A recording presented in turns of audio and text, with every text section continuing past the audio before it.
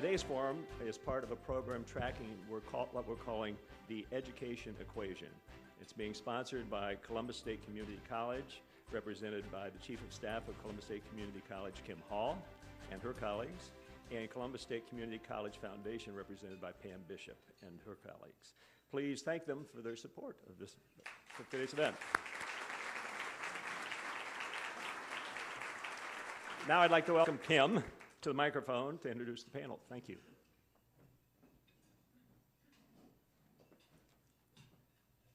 Thank you, Rich. Good afternoon and welcome.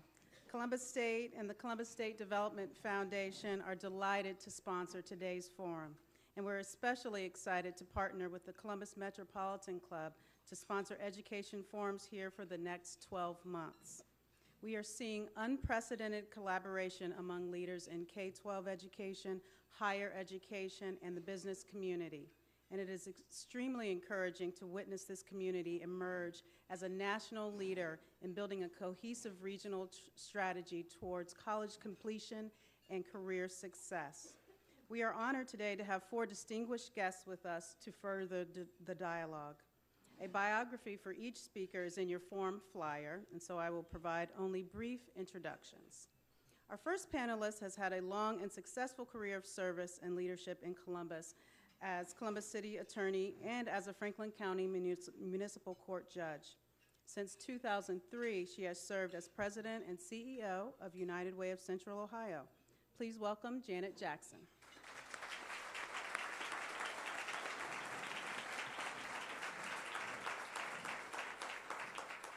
Our second panelist has also held key positions in public service as the Chancellor for the Board of Regents and State Senator for Ohio's 25th State Senate District. He is presently the Vice President for Education and STEM Learning at Battelle, and he serves as the Director of the Columbus Education Commission. Please welcome Eric Fingerhut.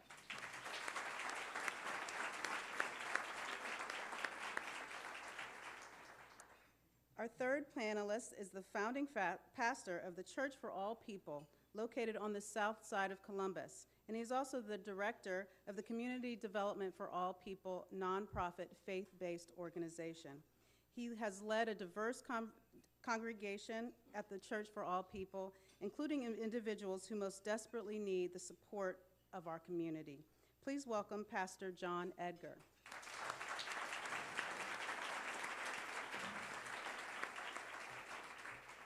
And finally, our moderator studies many of the complex issues we'll be discussing today and at future forums. She is the executive director of the nationally renowned Kirwan Institute for the study of race and ethnicity at OSU.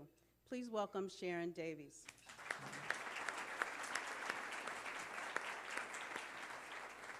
On behalf of the Columbus Metropolitan Club, Columbus State Community College, and the Columbus State Community College Development Foundation, thank you so much again for coming. And at this time, I'll turn the mic over to Janet. Good afternoon. Oh, that's weak. Good afternoon. I was just explaining to a couple of folks who were trying to understand my stamina that I'm sure it goes back to my roots of growing up in the South and on a farm. And in the South, we are always about greeting folks, and so I'm afraid that's just part of who I am. Thank you, Kim, for the introduction, and thank you to Columbus State Community College for supporting the work of the Metropolitan Club and for sponsoring us today. And thank you for having us back to share this information with you today. In order to fully understand the state of education in our community and how to effectively improve it, we must understand the factors and history that have created the current conditions. And one of those most significant factors would be our neighborhoods. This is the focus of the 2013 Franklin County Children's Report, Why Neighborhoods Matter to Education. Developed by the United Way's Champion of Children, thank you, Linda Cass, and all of United Way, and the Kirwan Institute for Race and Ethnicity and Community Research Partners, and congratulations to their new exec. Thank you for coming together for this organization. And I have to say a really special thank you to the Kirwan Institute and the Sharon Davies. We have found a new wonderful partner in our work. So the report looks at key decisions over the past several decades that have had tremendous effects on neighborhoods and schools. It explores some neighborhood revitalization efforts in at-risk neighborhoods here in Central Ohio. It also illustrates that safe, vibrant neighborhoods and high-quality education are strongly linked. The report shows the power of holistic approach to education, and the best national example of that is the Harlem Children's Zone. Much can be learned from the Harlem Children's Zone, and we were extremely fortunate to have heard directly from Geoffrey Canada, its president, in February at the 20th anniversary of Champion of Children. I see a number of people here today that were among the audience of more than 600 individuals who attended that event. Taking the time to understand all aspects of our children's education and taking a holistic approach to improving it was the idea behind Mayor Coleman's and City Council President Andy Ginther's Columbus Education Commission. I was extremely proud to serve on the commission, and we were so fortunate to have its director, Eric Fingerhut, on both serving as the director and serving on our panel today. You need to give him a round of applause.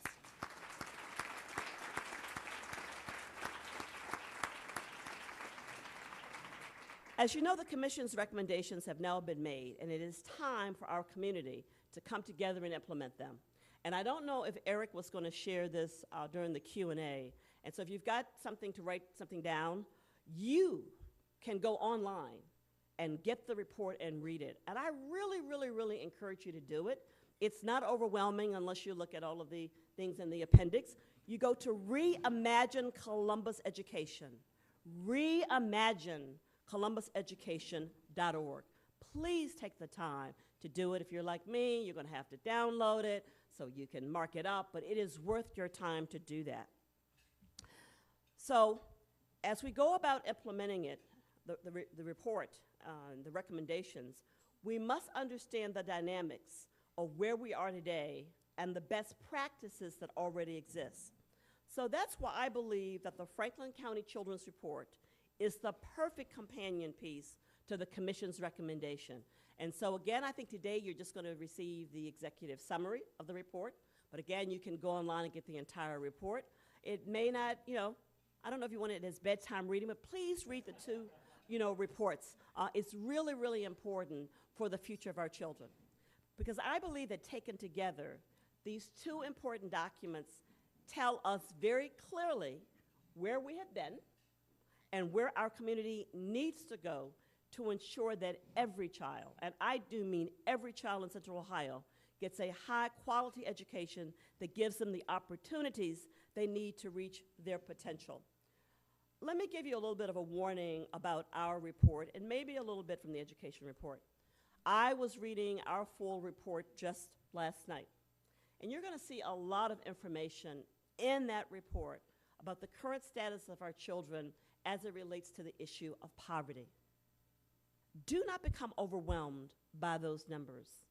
Poverty is simply not an excuse for our children not succeeding in school. We have example after example.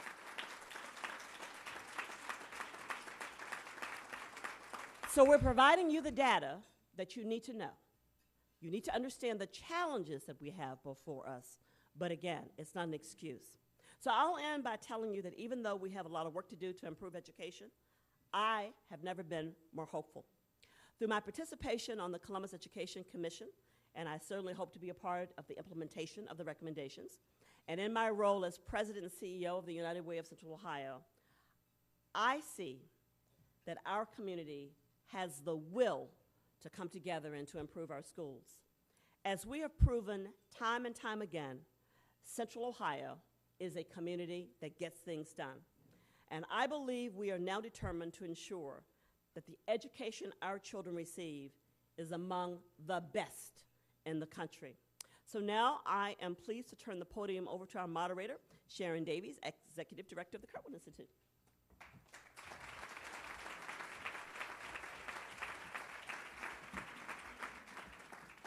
Thank you very much. It's a real pleasure to be here. I have the easiest job of the group. I only have to moderate this wonderful conversation that we can have here today. I have the unenviable task, though, of keeping us on time, because I've been told that we want to leave about 15 minutes for questions from the room, and so we will talk amongst ourselves for about 30 minutes until 1 o'clock, and then we'll open it up for discussion.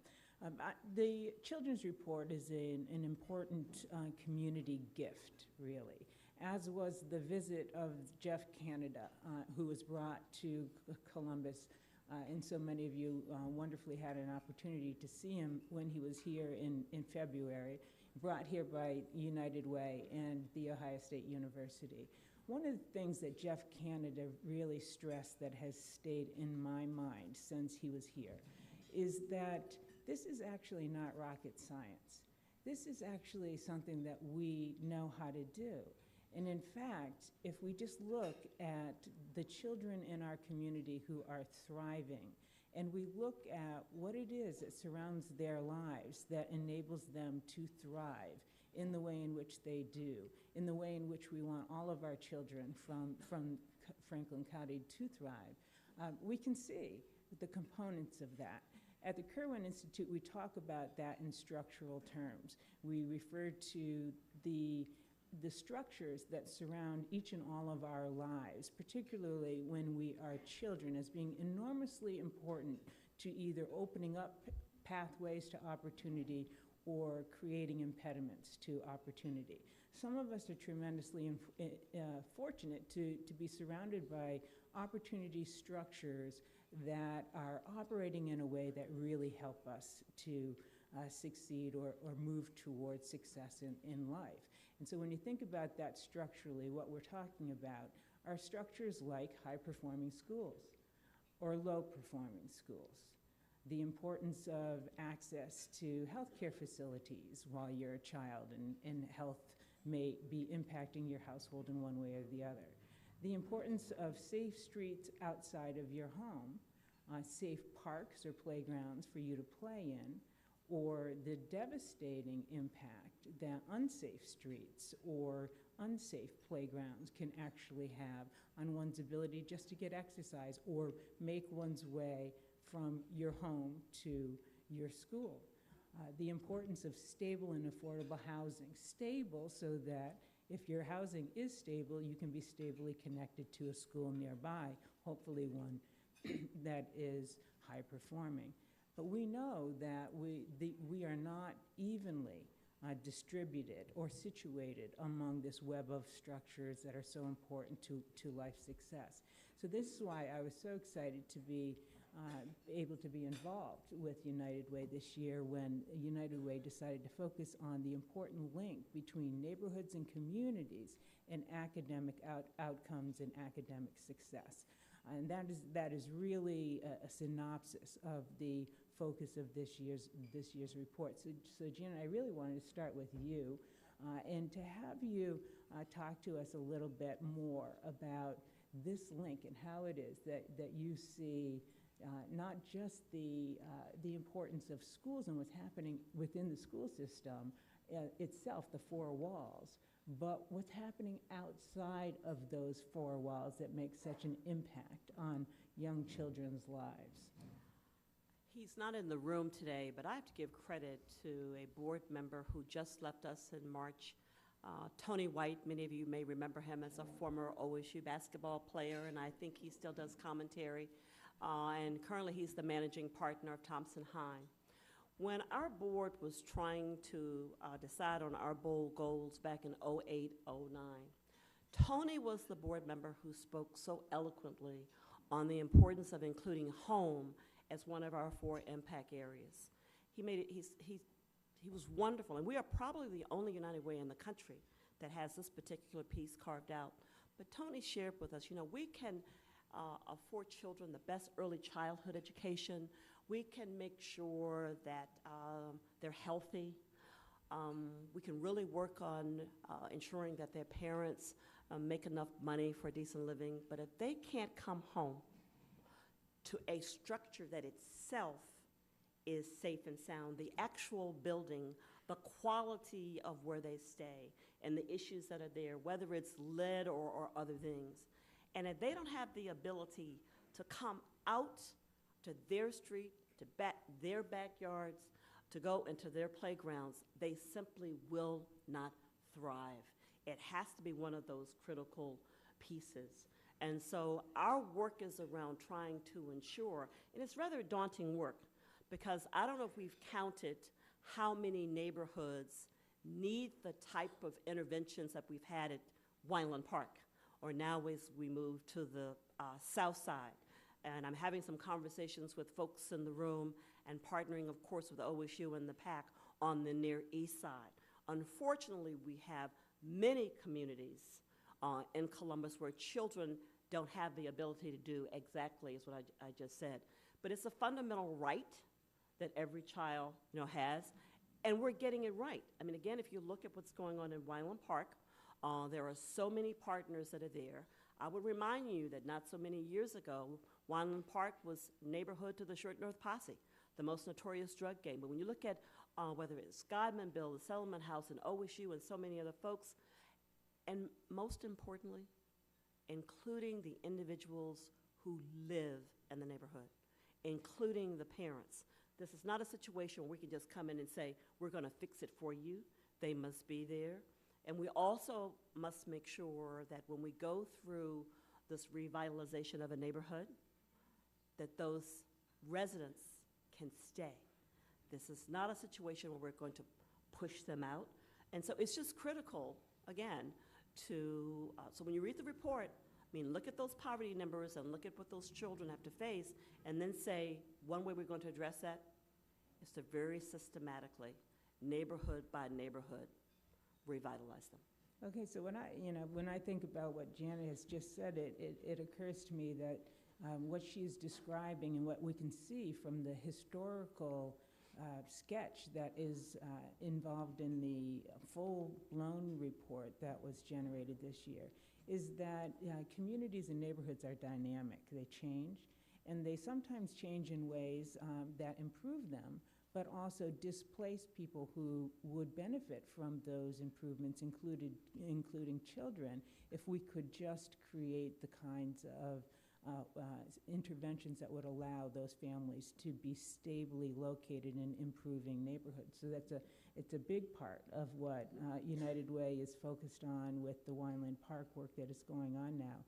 And Reverend, I want to come to you because you are also doing real hands-on, and I would describe it as holistic work with residents of the South Side, and ask you to help us understand this a little bit better and why it's so important to think about this holistically and not just as what is happening within the four walls of a school building.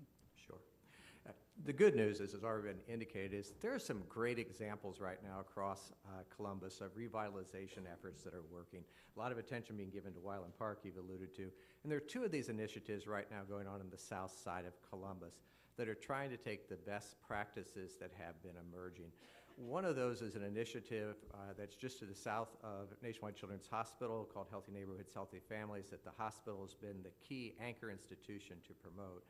And based largely on the success of that venture in Wineland Park, there's now a second initiative, what's known as the Southern Gateway Collaborative, that Mayor Coleman's championed after the close of the Southside Settlement House, where the United Way and others have been key players. But in response to your question, if you look at those two illustrations, along with Wineland Park, there's some things that stand out very clearly. One is that they all focus on very clearly defined geographical areas. The Healthy Neighborhoods, Healthy Families area is just 31 square blocks. The Southern Gateway Initiative is just 50 square blocks. So it's very precise geography, but then it's a very broad range of services, as the other folks have already alluded to. Yes, it is what happens in the schools. That does matter. But alongside that, housing is a key component. And so, for example, with the Healthy Neighborhoods, Healthy Families initiative, there are about 400 homes in that total area. And when we got started, a partnership between the nonprofit I run and Nationwide Children's Hospital with United Way, City of Columbus, what we said was we wanted to acquire and redevelop every single vacant blighted property in the community. And at that time, about 1 out of every 4 homes was vacant and blighted. So we went to work, and now, just 4 years later, we're at a place where the vacancy rate has been cut by, at this point, just over 50%, which is actually the bold goal that was established by United Way. And at the same time that was going on, there was a decision to help existing homeowners. Because a lot of these folks had hung in during very difficult times, and so grants have been made now to about 50 homeowners to help them improve their properties. And so we get a sense where the whole neighborhood looks better, there's less blight, and it makes it more walkable, it makes it a place where neighbors are more likely to come out onto their front porches.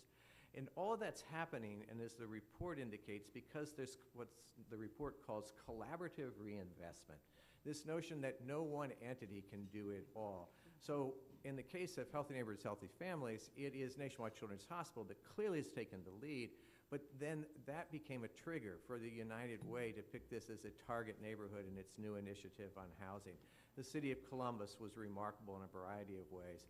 And so those partners on housing kept things going, but it doesn't even stop there.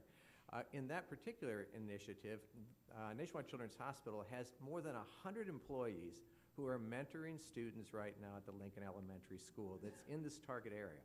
In fact, the school was selected as the epicenter. When we did the very first houses, we did the blocks right around the school and then radiated outward from there. And as all that was going on, there's an emphasis on health and wellness, the notion that if people don't have jobs, then stability is also shattered. And so all these parts came together to make this work. And now it's being replicated in this second target neighborhood known as the Southern Gateway.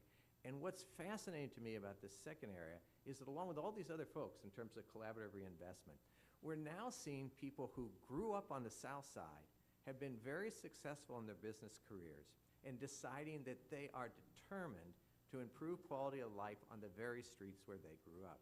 And so there are folks like the Grody family, and Jane Grody-Abel's here today, and Don Kelly, and Tanny Crane. And they are literally investing millions of their own dollars alongside the United Way that was a lot of the inspiration for drawing them in. And then the city of Columbus and others. And a flagship in this, as just one additional illustration, is what's known as the Reeb Community Center. The elementary school in that neighborhood closed a number of years ago, the Reeb School, and there are references to that in this report as well, that trend. But there was a decision after the Southside Settlement House closed and collapsed a lot of the basic human services in that neighborhood to regroup. And so private donors and the city are pooling about half and half, $5 million each roughly, to redo this building as a community center that will have as its foundation early childhood education with the Southside Learning and Development Center, will include job training and readiness, and also provide direct services as basic as a daily lunch program so that we begin to meet these various needs. And then one other thing that I would mention, I believe there's a unique role in all of this type of initiative for very grassroots organizations, neighborhood associations, the traditional civics, but also faith-based groups and others, such as the one that I run. Because it is ultimately about building trust with the people who are already there. We began 14 years ago on the South Side just providing direct services to very poor individuals. We see more than 25,000 different low-income folks every year come through our doors. And over the time, just staying and building relationships, there's now trust that we can reach out and do these other things. And that allows it all to work together. And then the point that each of you already made, that I think the report highlights and that we just have to own, is we can deceive ourselves and say we won when a neighborhood looks better. But if all we did was gentrify the neighborhood, and if we really, in the process of making it better so that the children there would have a safe neighborhood and all the rest, but in the process we drove those kids out of the neighborhood, then we have actually taken a step back rather than a step forward. And to me, what is worth celebrating as much as anything else is this report names that truth. And now that we've named it, we can face it. And things such as what Nationwide Children's Hospital and these donors are doing are committed to keep the folks there that serve the kids that need it most. Sharon, can I follow up on that? Sure. And this is just around empowering the residents. So this is something you may not know that, in a way, United Way has been doing for years. We have a neighborhood partnership center where we've been teaching classes on important skills to residents for years. But just this last year, we created the Neighborhood Leadership Academy and just graduated their first class.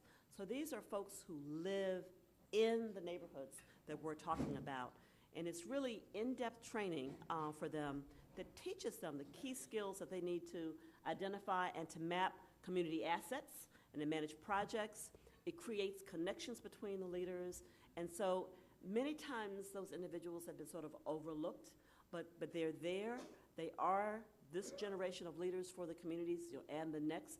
But sometimes they just, again, they need that basic skill development or training. I personally went to the graduation this year. It was awesome. These are folks who are ready to go back to these neighborhoods and to use that skill, and they're staying there. So we can clearly get a sense of the depth of the community commitment that is here that we can tap into, and that is so important. But, you know, when I hear, Janet, you saying things to the crowd like, don't get overwhelmed by the poverty numbers, or my conversation with you, Eric, before we began, and you talking to me about the reality of the grim statistics that we're talking about, and you, Reverend Edgar, to talk about how we need to start small and then radiate outward. This sounds really big, and the word holistic too. That whole approach makes it feel like what we are talking about is an enormous endeavor. One of the things that struck me when Geoff Canada was here, when he was talking about the complexity really of the effort that we are talking about, was that what we don't fully appreciate is we don't appreciate how much we're investing right now, only we're investing in failure, rather investing in pathways to success. So Eric, I want to bring you into this conversation, having just directed the work of the Education Commission, to speak a little bit about your experience with that and some of the most important takeaways that we should be thinking about right now. Well, thank you, Sharon.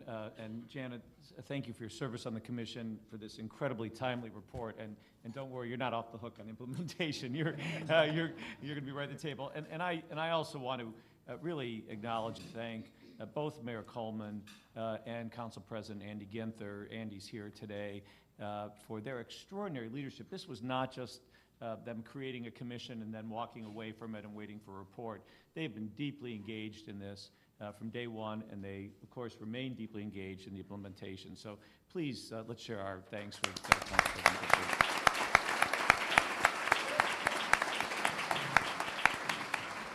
So one of the things that Mayor Coleman said during the course of the commission work, which took me a little bit by surprise because I haven't lived in Columbus my whole life, as you know, is he said that the public outreach effort that the commission conducted was the single largest effort that he's organized on any issue since he's been mayor. That public outreach effort, which was led by Kathleen Murphy, who's here, included public meetings, open meetings, focus groups, social media, websites, Twitter feeds, 100,000 postcards that we placed all around the community, ads encouraging people to send us their ideas, the website that Janet mentioned earlier.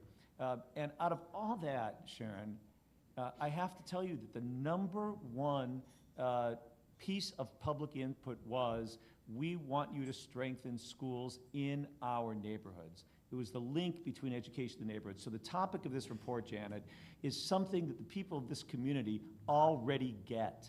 They get the link between a high-quality school and a high-quality neighborhood. And I just want to share with you, because you can read this yourself, but page 52 of the report says, we're talking about creating quality schools. It says, while more high-quality school choices are important, parents in Columbus rightly demand more, not deserve, demand more. They want a high-performing school for their children in their neighborhood. When children are able to attend school closer to home, it's easier for them to build friendships in the neighborhood, which contributes to community safety and well-being, improving housing values and the attractiveness of the neighborhood. It's also easier for parents to be involved in their neighborhood school. You hear about parent involvement. We're sending how parents can be involved when their kids are in 6 different schools that are, in entirely different directions, and they're working, from 7 in the morning till 5 at night. So this was something that was really brought home to the commission. Now, how did we address it? I'm going to mention 5 things quickly. Don't be daunted by 5. I promise it'll be quick. First of all, we also say in the report, on the next page, one of the most noteworthy developments during the commission was the commitment and energy of parent-led, neighborhood-based organizations advocating for improvements in their neighborhood schools. If you're paying attention, all over this community, groups like Clintonville Go Public, Southside Stay, Northwest Stars, Linden, they're popping up, these parent organizations that are advocating for better schools. So one thing the report does is recommend, you'll hear more later about a public-private partnership, a new organization, Think Columbus 2020 for education. And one of the jobs of that organization is going to be to support those groups and help create those groups in neighborhoods that don't have them forming indigenously, so that there's a neighborhood voice on their school. And that leads to number 2, which is a central theme of the report, is that the decision about schools has to be made at the school level. The one thing we've learned across the country is that school quality is at the school level. The principal leadership, the pedagogical design, the theme of the school, and it has to be tied in to that neighborhood. So we've recommended a pretty sweeping decentralization of the Columbus City School District so that the principals and the teachers in the school can interact with the neighborhood in building the school that they desire in their community. Third, a strong emphasis on the need to make sure students are not just college ready, but also career ready, and to understand what the jobs that are coming in this community. Columbus is growing economically. We're creating more jobs in Central Ohio than in any community in the state. What a tragedy if our children growing up in Columbus can't access those jobs, can't participate in them, not just because they don't have the training, but they don't have even the vision to understand what those careers are. They don't know what the jobs are at Nationwide Children's Hospital, Steve, or other positions. So we've recommended that in each neighborhood, not at a career academy that you leave the neighborhood to go to, but in each neighborhood there be career-focused education and training. And our friends at Columbus State, led by President Harrison, who are our host today, have committed to being leaders in helping us develop those career pathways in every neighborhood. Fourth, it is critical, if you're talking about neighborhoods, that the city and the schools be working together. If you know this community, you understand that sometime years ago, somebody understood the connection between schools and neighborhoods, because our schools are built around parks. And every place you go, there's opportunity to think holistically about parks and recreation and schools. But then at some point, we lost sight of that connection. And so the mayor's committed to creating in his cabinet a director of educational improvement. And we've recommended that that person be an ex officio member of the school board, sit at the school board meetings, work with the school board on a day-to-day basis. So never again in this community should we have a situation where the school board doesn't know what the mayor's thinking, the mayor doesn't know what's going on at the school board, and they're not working together to plan these schools and these neighborhoods that matter. And then lastly, and this is the most controversial, and I told Sharon this at lunch, when Geoffrey Canada was here, and she so skillfully moderated one of the sessions with Geoffrey Canada, she asked him a question that Geoffrey Canada said it was the first time he's ever been asked that question. And you know how many times Geoffrey Canada's been interviewed. so that's a pretty high compliment to Sharon. The question was, when you started the Harlem Children's Zone, you didn't think about running schools. You were thinking about social services and the safety and police and all those kinds of things of a community. How did you get there? And consolidating a very brilliant long answer to a short synopsis, he said, we tried to work with our local school district and told them what we needed in our neighborhood. They were not responsive, and so unfortunately, even the head of the school district, who at that time was Joel Klein in the New York City schools, said, you've got to build it yourself, and handed Geoffrey Canada a charter. Now, we tend to think of charters Either we think of them negatively because there's been a lot of negative discussion of charters, or we think of them as sort of magnets that pull kids out of neighborhoods. But the Harlem Children's Zone showed that a charter school can be an anchor of a neighborhood. And the research, friends, is somewhat daunting on the turnaround of failing traditional public schools. It can happen, but it does not happen all the time. And when you've got a school that's been failing in a neighborhood for a decade or more, bringing in a high-performing charter can also be an important option for that neighborhood. And so the commission also is creating a number of mechanisms, including asking the city to charter schools so that it has the imprimatur of the city. It's got the quality and the good housekeeping seal of approval, and it's located in a place that the council president and the mayor say we need. It's an additional option that will help strengthen the neighborhoods in this community when we can't see a quick path to the turnaround of our traditional public school in that neighborhood. Well, thank you for that, Eric. And I wanted to let you finish your 5 points because I knew where you were headed and how important each one of those is for us to be thinking about. I failed in my effort to keep us to 1 o'clock to open this up, but it's now 1:03 by my clock up here.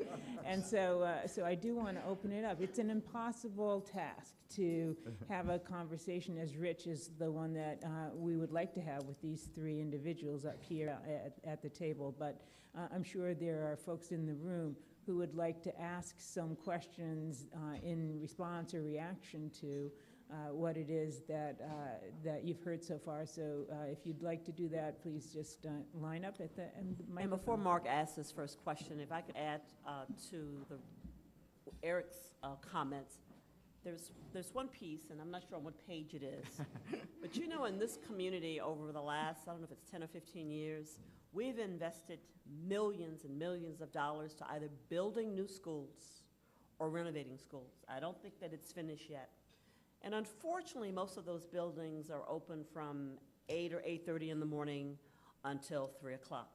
There's a recommendation in the report, and I'm not talking about all 120 schools, but as we work with certain neighborhoods, those buildings should become community centers. They should be open until 8 or 9 o'clock at night, not only for programming for children, but also for the parents. So you talk about what a parent engagement, open them when they can come there. So don't know how that's going to work. It may come under this public-private partnership. Page 72. Page 72, when you read the report. Because I think that when we look at neighborhoods, we can in every neighborhood find a reeb and renovate it, but we've got buildings that are already there, and they belong to us. Mark. I would be curious in what the panelists thought about this report and what most surprised you about it. Well, I would begin that I think it's an amazingly good report. I mentioned that to several of the folks who had been involved in writing it. What struck me, Mark, is that it is very honest about the past and what has contributed, both good and bad, to where we find ourselves. And while it doesn't rant or get angry, it does push us to say that we have to look below the veneer of a revitalized community. We really have to ask ourselves, when we improved a neighborhood, whether it's German Village or whether it's Old Orchards or Wyland Park, did we help the people who were there the day we began, or are those people now gone, pushed somewhere else? Churn is one of the terms for when our kids just keep moving from school to school, and if revitalization adds to churn, then shame on us. But even more, if revitalization hides the fact that we haven't really helped the kids that were there to begin with, then shame on us. The good news is, I think we are much more aware of that than we've ever been before, and I'm convinced that the initiatives that I'm part of on the South Side, what I know about Wyland Park, we are determined to do it better, and that's part of the gift of Geoffrey Canada to us. We can help the kids who are here. We don't have to hide behind a veneer that we made it look better, but we push the families out. So to me, that's one of the single most important things in the report.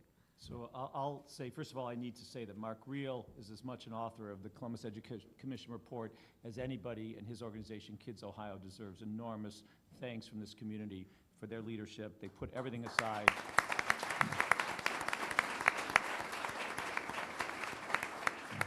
They put everything aside to help us. I am so encouraged. My take on the report was, Reverend Edgar mentioned this before, I'm so encouraged by the positive examples that can be built on. You know, it was either Janet or Sharon who said earlier that with respect to schools, the same thing is the case. We're doing it.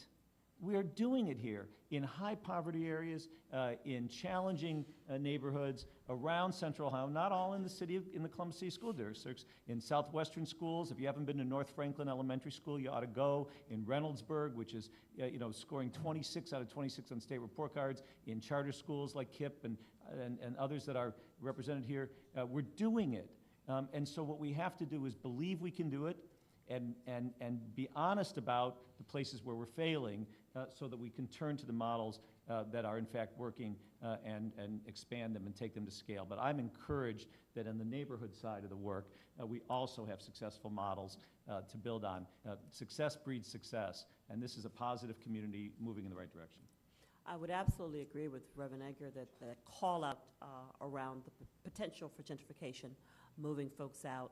And I'm not sure if it's in here as clearly as we would like, but hopefully when you read the report, you will see yourself as a person, an individual, helping with the solutions. So for me, it's this call out for more parent engagement, and it's really a call out for individuals just like you to become involved in this work, you know, in the neighborhoods, with parents, with children. We have to go beyond the institutions. This has to be a call to action for the entire community. And I don't know, it doesn't make a difference where you live or where you work. You need to be a part of turning this massive ship around when it comes to ensuring that our children will succeed. You have another question? Hello, my name is Deb Barker. My question is, and it may be too soon to have the data, but I wonder if there's any data that that says what the improvement in attendance and grades are since all of this has been implemented. Well, I'm not sure we've implemented everything yet. I mean, this is the point. I can tell you that I know in Columbus City Schools, there's this early warning system. Is that mine? Okay, all right. I have that ringtone, and the purse is down there, so that we can actually, you know, follow. But I will say this: I think that in our systems now, both as a recommendation coming out of the commission, what is already going on with the district, we lead an early childhood piece of work called Columbus Kids. We are absolutely beginning to measure and track. So this is, we're not going to rely on anecdotal, how do we feel, those warm and fuzzy feelings. We will absolutely have the data going forth in this community to see if we are getting the improvements with our children. I mean, the numbers, you know, are shocking when it comes to our kids. There are many of them. When Arnie Duncan, the Secretary of Education, was here to meet with us, the one that maybe I hadn't read it before, but he talked about the number of students entering high school in Columbus City Schools. 6,000 entering. How many actually graduating in 4 years? Now understand, some have moved to charters, some have maybe moved to suburban districts, but in the 4 years, 2,800, over, you know, half. And so we still need to be motivated, but data will be important, and the use of data as we move forward. And I'd just add to that quickly that the good news in education in the last 10 years is there's been a revolution in data. And so we have a much better capacity to track and to compare. I won't bore you with some of the data right now or the depressing stuff Sharon and I were talking about at lunch. But you will see from education as well as from the social services side a consistent commitment to data reporting and accountability. I think we have time for, I'm sorry. I was just to say, in the neighborhoods that we've been talking about where revitalization is going on, there is data that there were measurable improvements. Lincoln Park Elementary, for example, went from academic emergency up 2 levels to continuous improvement, and in part because of an after-school program funded by United Way that we run. There's now Children's Defense Fund Freedom School there, and likewise in the Livingston Elementary. The test scores are improving. As I said before, we actually know what to do. We just have to go and do it. And so there's early evidence that what may even seem like fairly modest efforts begin to build momentum, and it is measurable. for primarily Janet and John, no offense, Eric, but the Columbus question. So in next steps, you know, in Columbus, my observation is we have turned over a lot of our governance in the neighborhoods to a variety of commissions. And many issues are dealt with or funneled to commissions. And I would say that has contributed to exclusion and gentrification as much as anything else. How do we reboot that system and process as a community so that as the community moves forward with this vision, that the commissions follow along and not act to be the excluding factor as well? Mary Jo, I'm now trying to recall from my days as the city attorney, various commissions around the community. I would say, though, that in the neighborhoods that we're talking about, at this particular time, we don't have those commissions that have gotten to that point of being exclusive, so potentially a German village or Victorian village. So I would go back to what I said earlier about the work that we're doing around the leaders of the people who live in these areas right now. Not the folks who are going to move in and want to push gentrification. So to identify those individuals and to work with them to fight for their neighborhoods, right now, I think that's different than some of the other communities where when people moved in. That's the first thing that I would say around it. Reverend? Yeah, I appreciate the question. I think it is an interesting challenge. And I agree with Janet that on the south side, the neighborhood civics and the area commission that's fairly new, they're not made up of people that are all very wealthy.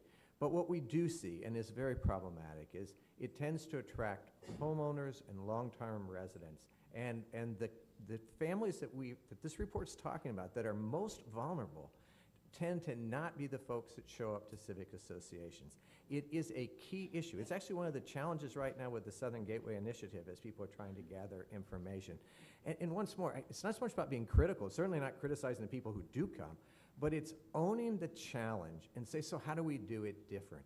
And so we need to look at what are the cultural differences, and to say we want committee structures and formal votes and the rest of this stuff and minutes from the last meeting may not be the best way to energize a family after a single parent's been working all day long to come out. So some of the other things Janet's talking about let's make the school community centers, let's get the kids with their parents there.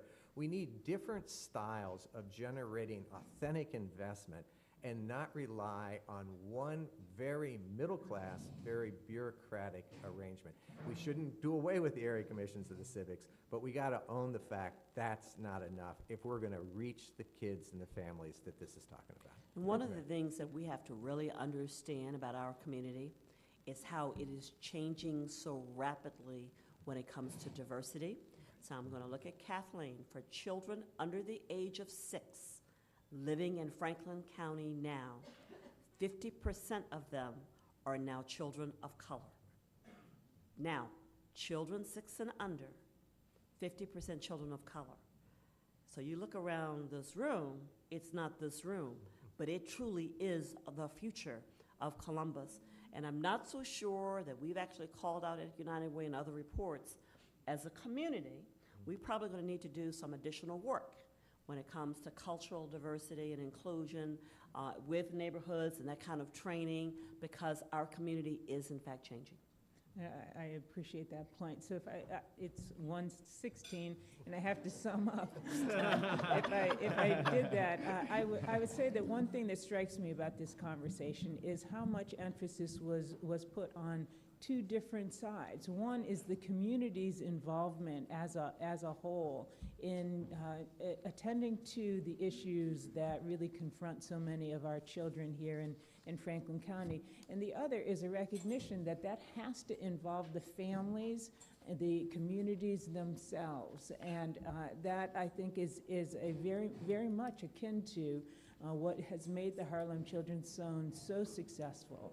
One of the things that the zone did from the very beginning was it issued the promise, and it's literally called that, the promise. And the promise is that to every family that commits to becoming a part or a member of this Harlem Children's Zone, the promise is that the zone itself will see their children through all the way through high school graduation. It's a big promise.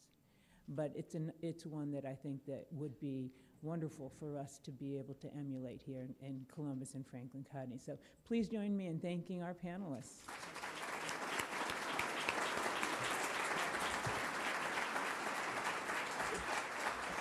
You know, I'm sure I speak for the crowd when I say it's exciting. The energy and the passion is almost palpable. We'd love to have you come back in about 6 months and tell us what's going on, how we're proceeding from this point to keep this momentum going. So thank you. I'm sure all of you enjoyed today's forum. You can share it and see it again on YouTube. There's a link on our website. You can pass it on to other folks. Sorry, there are no cookies today. I had to tell you that. Before you leave, please drop off your name badges because we're also green. If you want to get on our email blast, put a card in the back.